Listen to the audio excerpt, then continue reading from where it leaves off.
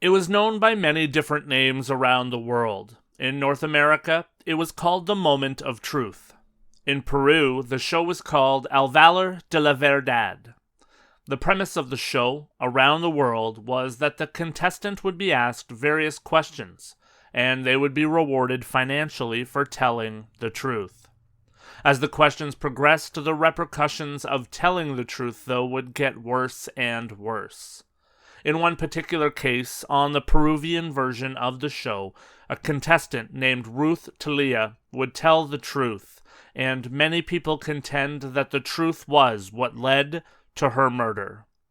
Hello everyone, my name is Lance, and welcome to episode 141 of Gone But Never Forgotten, The Murder of Ruth Thalia.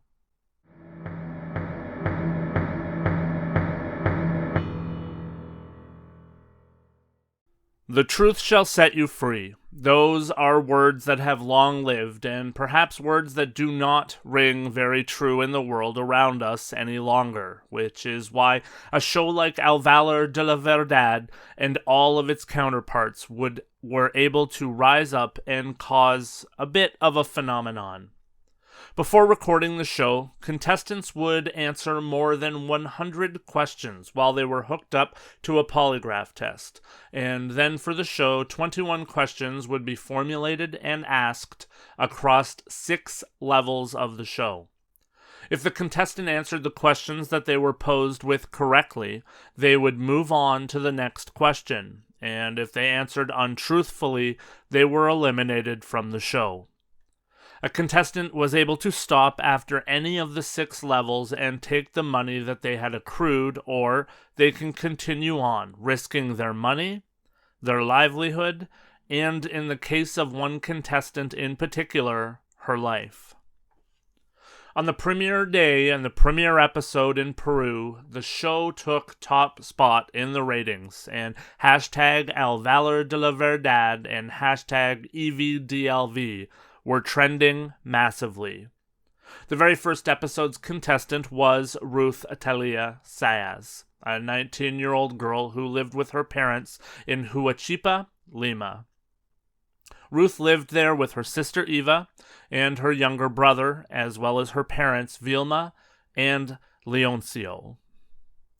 Ruth has been described by her family as a brave, funny, charismatic, and very intelligent young woman, and it seemed that she was driven in life to become one thing: famous in some way, shape, or form. Before she was chosen for the premiere episode of El Valor de la Verdad, she had tried out on a few occasions to be on soap operas in Peru. She was a dreamer, and she wanted to be on television for herself and the fame, but also so that she could make more money to help her family. Ruth's family were a family who worked very hard to make ends meet. The family had moved to Huachipa from Huancavelica, a different province in Peru, when Eva and Ruth were very young. Vilma said that the family had moved because they had hoped to create a better life for their daughters, and they also hoped that the move would create better opportunities for the family and especially for their children. Vilma and Leoncio were in a band that performed traditional Andean music. The family also owned a glass shop. When they had first moved to Huachipa, they had sold fruits and vegetables to keep afloat and to help them with money until they could get further established. El Valor de la Verdad was hosted by a very well-known television personality in Peru who was incredibly polarizing. His name was Beto Ortiz. Beto was a journalist, a reporter, and at times a lead for television shows. At the time that he took the job of hosting El Valor de la Verdad, he was absolutely already seen and considered to be the most powerful journalist in Peru. Beto said that he absolutely loved the format of the show because it was a way to get something that journalists like himself always wanted to get more of: the truth. As I'm sure you are aware, shows like this one are well planned for in advance, and so there would have been many different people who would have taken their polygraph tests and have been checked out to be contestants on the show. There was certainly a reason that Ruth was chosen not only for the show, but for the very first episode. Producers said that they absolutely knew that Ruth was lying when she took the lie detector test, and they knew that she was hiding things. For television ratings, and especially for a premiere episode, she was an absolute catch. They knew that Ruth was telling mistruths, even on the test, and they knew that they just needed to ask the right questions to get the drama and the intrigue that would help propel the show.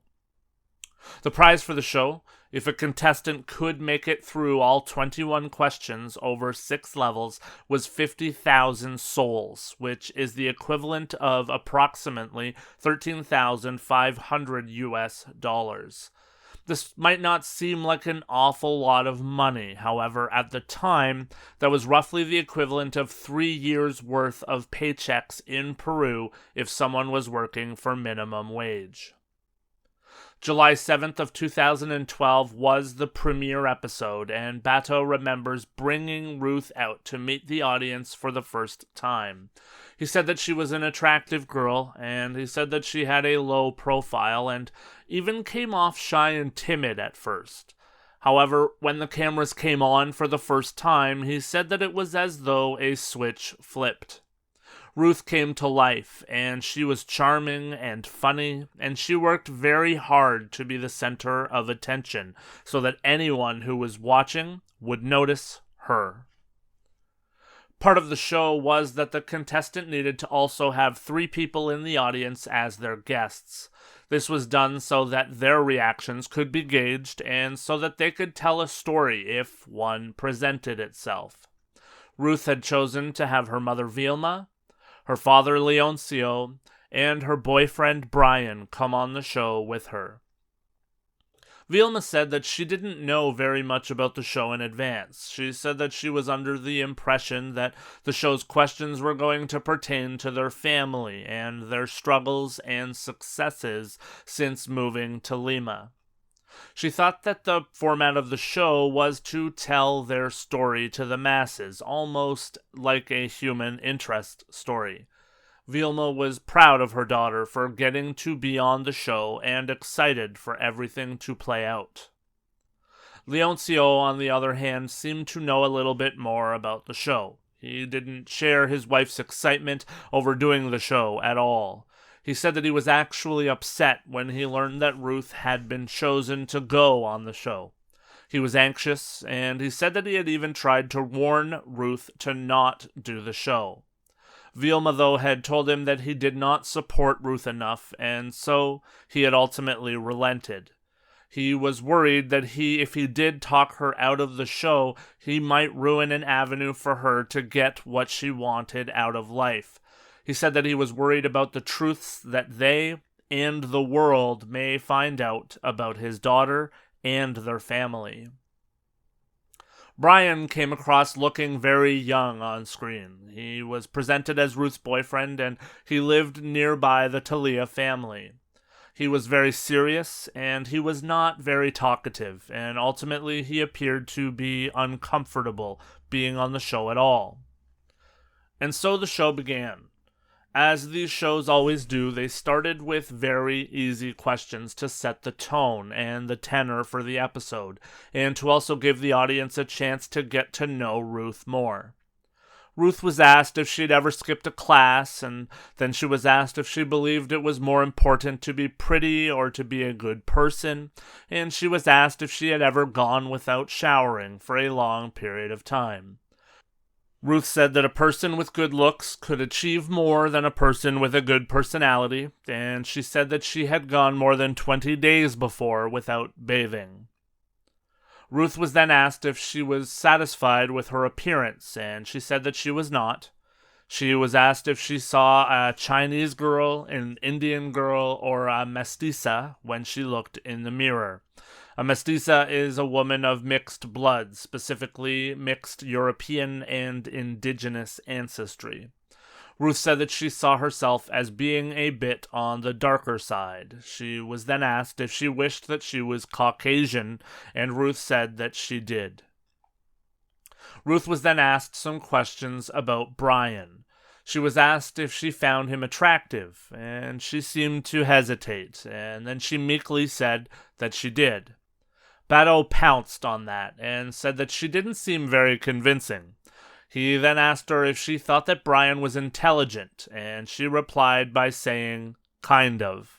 This was not a massive endorsement of the man that she said was her boyfriend. That was absolutely for sure. Ruth seemed to know that she needed to tell the whole truth, and she did so with absolutely no regard for Brian whatsoever. The crowd had a few good laughs at Brian's expense, and the camera zoomed in on him to see his uncomfortable reactions and responses. Ruth would also admit that she had taken the morning after pill 3 times in her life, and she also admitted that she had sexual fantasies about other women. On her 12th question, though, Ruth was asked if she was only with Brian until someone and something better came along, and Ruth admitted that that was true, and she admitted that after some hesitation. Brian at that point was shown looking like a zombie. He was stunned, and he was clearly hurt. Baddow then asked Brian if he loved Ruth, and he said that he did. He then asked Brian how he felt after such a harsh answer from Ruth, and he said that he didn't know what to say. Baddow told Ruth that that was a cruel answer, and she said that she wasn't trying to make Brian feel bad, and it wasn't as much a comment on him as it was on her and her aspirations for bigger and better things in life. She really doubled down. Ruth was then asked if she was embarrassed by her parents' manners and morals, and she said that she was.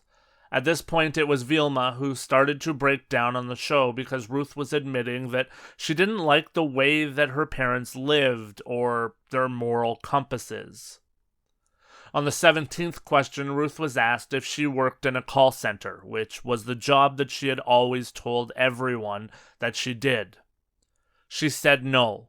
She said that she did not work in a call center, and the camera immediately cut to Vilma and Leoncio, and they looked absolutely mortified. Ruth said that she had been lying about her job for 8 months and that she was a university student, but that she had not been paying for school by working in a call center. Baddow then directly asked Vilma if she wanted to know what her daughter really did for a living. Vilma responded by saying that she would always love and be proud of Ruth regardless of what she did for a living, but she did insinuate that Ruth should tell them the truth. Brian actually said that he never believed that Ruth worked at a call center, but Baddow didn't push on with Brian. Ruth shared that the reality was that she had been working at a nightclub. At that point in the show, Brian stated that he did not want to hear any more questions and answers, and he said that Ruth should stop. With the 18th question, though, Ruth was going to have the chance to win 15,000 souls, the equivalent of $5,000 US. She decided to push on. The 18th question that she was asked was whether she had ever accepted money in exchange for sex. After a long pause, Ruth said that yes, she had. She then expanded by saying that she had only ever done that twice and she would never do it again. She said that she had done it because she and her family were in a tough financial situation and she had done it to help all of them. Baddow would then ask Ruth if she wanted to press on to the next question, and Ruth turned to her family and said that she had come with the objective of telling the truth because she found it difficult to tell her parents the truth outside of this situation. She said that she regretted a lot of the things that she had done in her life. She then said that she loved her parents and her siblings more than anything else in her life, and she also apologized to Brian for making him come on and go through with the show. Then, at the pleading of her family and Brian, Ruth conceded, and she withdrew from the show. The show itself was a massive hit. As I said, it came in first place in the ratings, and the production team and everyone celebrated behind the scenes. Their first episode had been intense, their first episode had been riveting, and their first episode had really shown the world what someone would do and how much truth someone would tell just for money. When the show was over, Vilma said that she was furious, and she had asked Ruth what had happened to her. She said that Ruth looked at her and said she should just forget everything she had heard on the show, because they were just stories that Ruth was telling to Bato so that the show would be entertaining. She told Vilma that she knew the truth about her. The following day, though, Vilma said that she asked Ruth why she had done the things that she had done and why she had dragged her family and Brian onto television. And Ruth said that it was so that they could win some money and hopefully open some doors for herself. Vilma said that she was embarrassed, and she said that she was worried about what people would say now that the family's dirty laundry was out for everyone to see.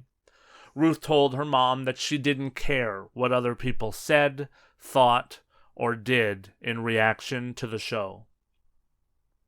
Ruth was shown all over the news after that, and she was being photographed and followed around by so many people. It seemed that she had found the fame that she thought she wanted. She had photos taken of her with a big novelty check for publicity, and she even went on other shows and did talk shows and interviews.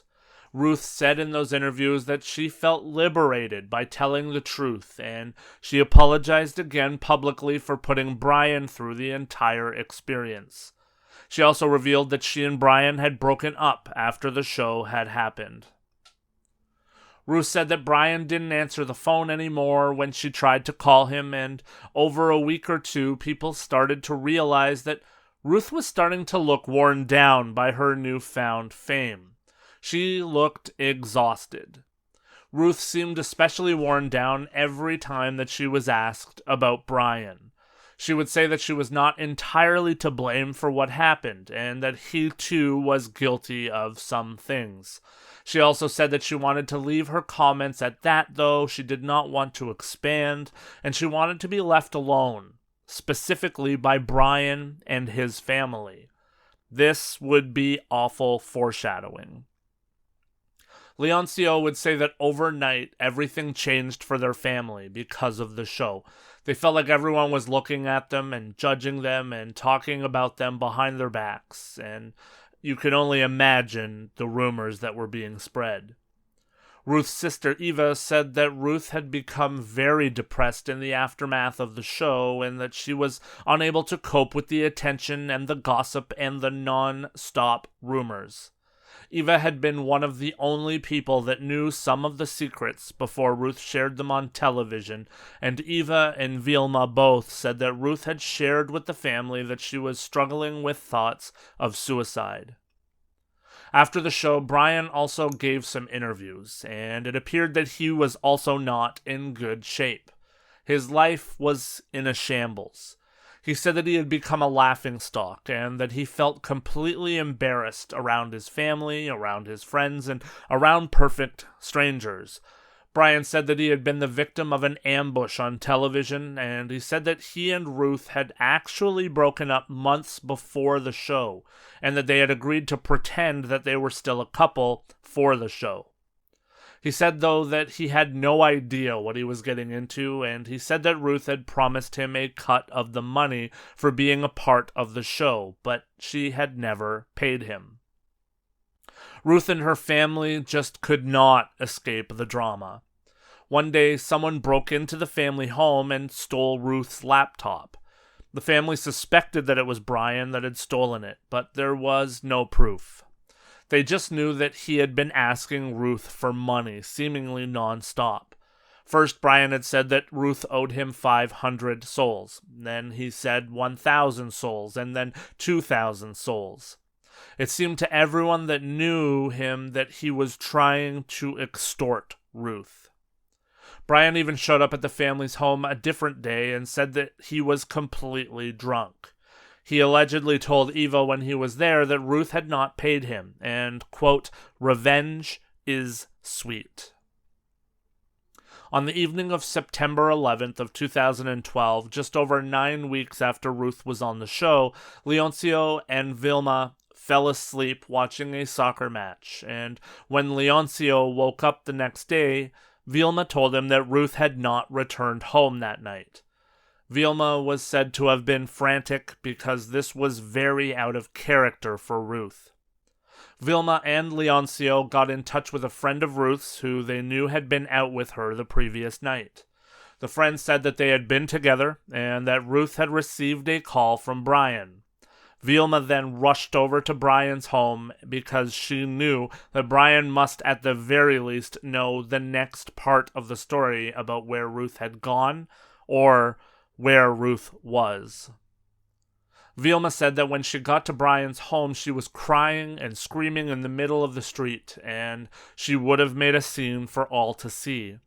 Vilma says she told Brian to give her her daughter back, and she said that she told him that she knew he had her. Brian allegedly told her that he had no idea where Ruth was, and that he had not had any contact with Ruth in a long time. He then left Vilma where she was and returned to his room inside of the home. That same day, Leoncio went to the police, but much like we have seen in many cases here that I've covered on the podcast, if you're not wealthy, you do not expect much assistance from the police in Peru. Leoncio did report Ruth as missing, but because he didn't expect much from the police, he then started to go to the television stations to report that his daughter was missing, hoping that someone would pick up the story. You see, the general consensus is that in Peru, unless a story takes off and gets publicity on television, there are very little odds that the police will do much of anything more than the bare minimum. So, going to the television stations was Leoncio's way of trying to kick up that storm. One of the television stations that Leoncio visited had agreed to cover the story for him the following day on one of their programs. At 5 a.m. the following morning, though, Leoncio and Vilma were awake and getting ready for their meeting at the television station when they received a call, and they were told that their interview was not going to happen on that day, and that the station would give them a call hopefully within the next couple of days, and they would hopefully go forward with telling the story of their daughter having gone missing. For days, Leoncio and Vilma heard nothing.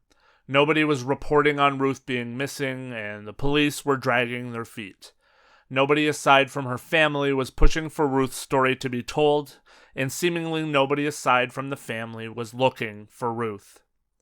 Part of the problem was that in Peru, every single day, there are families that are going through the same situation that Vilma and Leoncio were finding themselves in. People would show up at those television studios every day with their stories, begging and pleading for help. One of the mistakes that the family made was that they were telling people of their missing daughter, but they were not mentioning that she was Ruth Thalia, the one from the premiere episode of El Valor de la Verdad. When they finally mentioned that fact 3 days later, suddenly people and television studios were crawling over one another to help. That very same night, on September 14th, the news of Ruth's disappearance was broadcast on Channel 9. At first, Vilma was ecstatic that finally her daughter's story was being broadcast, but quickly that changed to horror when they called Ruth the prostitute from the Valour of Truth. Instead of helping in any great way, the family instead found themselves in the midst of a media storm while trying to locate their missing daughter. A few days later, a moto taxi driver came to the family and told them that he knew where Ruth was, and he had seen her be kidnapped and taken to a hotel. He said that he would take them to the hotel if they paid him 2,000 sols, which they did. When they arrived at the hotel, they found that the girl in question was, in fact, not Ruth. Instead, it was another girl who had not been kidnapped but had run away from home. As for Brian, he continued to tell everyone that he had not seen or heard from Ruth, even though everyone now knew that he had called Ruth and spoken to her on the phone. Finally, a break in the case would come when a witness came to the police. The witness was a young man, a minor, who said that he had seen Brian and Ruth together on the night that she had gone missing. He also said that Brian had paid him 50 sols to let him know when Ruth got off of the bus, and after he had let Brian know that she had come off the bus, he had seen Brian and another man force Ruth into Brian's moto taxi. Heartbreakingly, on September 22nd of 2012, Leoncio would receive a call from one of the television stations, and he was informed that a body of a young woman had been found. The body had been located on a piece of land on the outskirts of Lima, and the land the body had been located on belonged to Brian's uncle. As it turned out, the body had been found buried in a well and covered with rocks and cement on the property. The television station told Leoncio that they needed someone to come to identify the body and determine if it was indeed Ruth's body, as was suspected. When Leoncio arrived and looked at the body at the scene, there was a complete sideshow there. There was media everywhere. Leoncio confirmed that the body that had been found did indeed belong to Ruth. Brian would ultimately confess to the murder of Ruth, but almost everything that he said was called into question because his story didn't seem to line up at all with the facts that investigators saw in the case. This was Brian's story. He said that he had called Ruth, and he had waited for her by the bridge near his home, and she had come, and he told her that they should have some wine together and talk, and he said that Ruth agreed. Brian said that Ruth went with him willingly, and that she hadn't even thought twice about it. He said that they bought a cheap bottle of wine, and that they had gone to Brian's place. He said that he and Ruth had then had sex, and then had a fight, and Ruth had started to insult him. Brian said that the two continued to drink and continued to fight, and then Ruth had called him nothing but a poor idiot, and he said that he then grabbed her by the throat and choked her. He said he believed he had choked her to the point of passing out, but when he checked on her and listened to her heart, he realized that there was no response, and he realized that he had killed Ruth. He then grabbed her by the chest and shook her to make sure, he said, but he found no response. He said that was when he had got scared, and he panicked, and that was reportedly when he had transported and hidden the body. Brian didn't say anything about having an accomplice or anything about forcing Ruth into his moto taxi, which he had sold immediately after Ruth had gone missing, and ultimately the only parts of his story that the courts would accept as truth in the end was that after he had killed Ruth, he had actually left her body on his bathroom floor and continued to drink. Brian's story did not seem to intersect with the evidence, though, at all. There was a reason for the story that Brian had spun, and there was a reason that he had hoped that his story would be believed. In Peru, there's a massive difference between a murder of passion and a planned homicide. A murder as a crime of passion would lead to a maximum sentence of only 10 years in prison, while a premeditated homicide would lead to a life sentence. In court, the judge categorically denied nearly everything that Brian had said, and instead it was deemed that the murder was planned, and that the motive for the murder was robbery. The judge believed that Brian and his Uncle Reddy had tried to get Ruth to give them her security number for her bank card so that they could get money that they believed was owed to Brian, and things had escalated from there. It was then believed that they had killed and hidden Ruth's body together. Investigators would find, too, that Ruth had been drugged with sleeping tablets. Brian Baroni Romero and Reddy Leva Saron were found guilty for the murder of Ruth Thalia, as it was deemed that the two men had worked together and planned the entire thing. Both men were sentenced to life in prison. Many people have blamed the show, and specifically blamed Bato in the aftermath of Ruth's murder, saying that the show and the concept were in fact what led to her death. While it is obvious that the show played some part in Ruth's murder and Brian's turn, it can hardly be wholly blamed. Ruth knew what she was getting herself into on the show, and there was no way that anyone could have known that the truth that came out would cause Brian to lose his cool to the point of murder. Ruth's family have come out and said that they do not blame the show at all for what happened, and they have said that they believed that the onus should entirely be placed on Brian. Beto Ortiz even said, quote, "What they are doing is giving an alibi to the defenders of a soulless criminal because they are taking away his responsibility by saying that television creates monsters," unquote. We hear it all the time, that movies and television and video games and things of that nature cause people to commit crimes, but I'm not a believer of that. Last week we talked about the toolbox killers, and we talked about the fact that they had tried different ways to kill based on what they had seen in movies, and this week we have this case. But the reality, in my mind anyways, is that someone has to be sick and twisted to garner ideas of murder or any crime based on things that they see or even hear.